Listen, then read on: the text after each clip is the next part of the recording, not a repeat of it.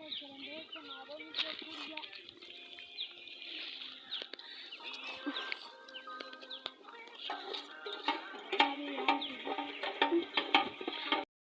Hafi gushya kandi ndajya kureba cya kigabo nahanditse ndebe uko kimeze. Urabona bihiye reka mbirye. Ka gasahane namwibye nagasize hamwe. Agiye dore ngaka.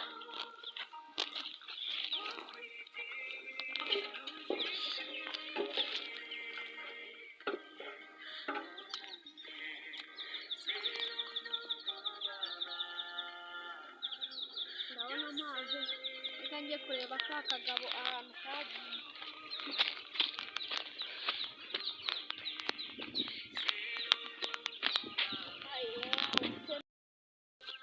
Navugaga uruzi noneho ikiyaga ndagikura wakinywera icyuzi bikagira ubu se ko bamanyitse bakanjyanira ibikoresho ngo bampaye ingofero koko ariko we barakunerereje kuhuruganya yego njyewe Imana yakuntumyeho ngo nzajye ngufasha.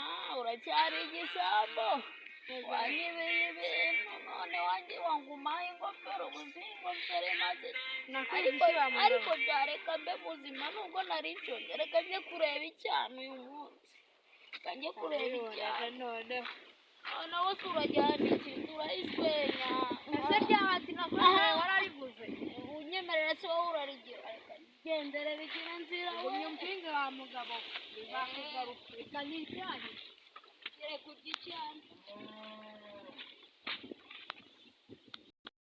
Bashari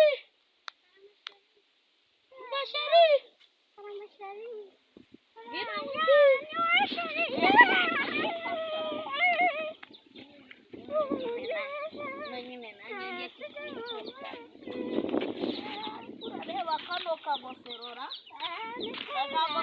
ko twigire mu gipangu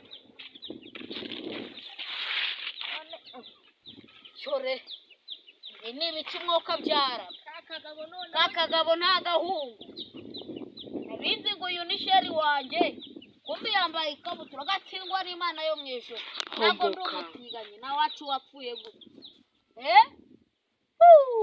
ibi bintu none ariko ko kumuririmbyi yararimbye aravuga ngo ntabwo ngwiye kujya niganyira niba z'ukwejo nza uziko nari nzi kuririmba na za supurano kera nyiri umwana mutora ndi uwo gufashwa na mwuka we ubu nari nzi ko ngiye kwifunga icyana none nsanze ari igihugu kujyana ntabwo turi ibitinganyi